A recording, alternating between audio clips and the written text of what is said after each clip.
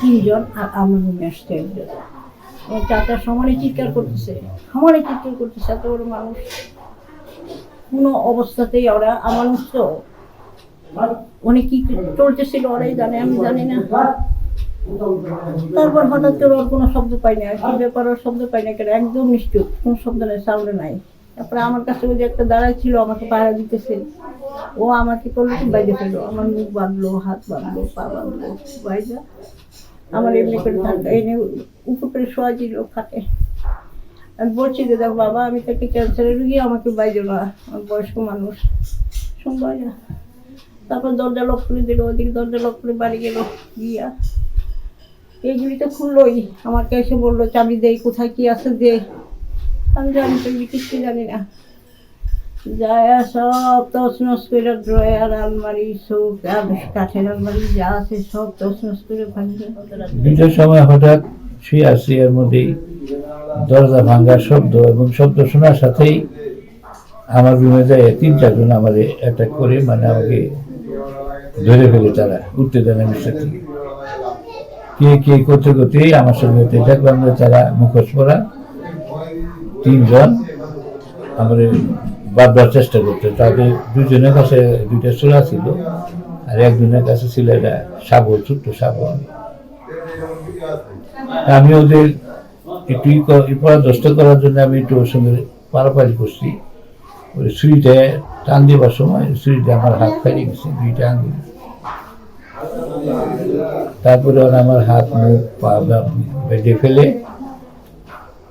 আমি বলছি তো তোরা যা নিমার চাষ নিয়ে যা, আমার কষ্ট দিস না। যে বাড়িতে ডাকাইতেছে আর ছোটো ভাই অনেক বললো মিলন একটু আসেন, আমার তো বাইরে সর্বনাশ করে লাগছে, ডাকাই দিকে সব নিয়ে গেছে। আমি আইসা দেখি যে সব কিছু এলোমেলো, আলমারি সুটকেস, বিছনার মধ্যে রক্ত বইরা আছে, আঙ্গুল কাটে গেছে, এই মাসে। তারপর সেখানে নামায় নিয়ে এসে হাসপাতালে নিয়ে এলো, নেওয়ার পরে তারপরে ওয়াইফে জিজ্ঞেস করলাম যে কি কেমনি গেলাম, শব্দ পান নেই। বলে শব্দ বাড়িতে উঠছি, উঠার পরে আমার ধরছে তো এরা মুখ বাইন যায়। তারপরে তোমার নানার সঙ্গে পাড়াবাড়ি করছে অনেকক্ষণ, পাড়াবাড়ি করার পরে সব কিছু নিয়ে সারা যাওয়া শুন বলে বলছে চাষি আমি ঘুমান, এই কথা কয়ে ভালো গেছে, এই বলতে আমি শুনছি।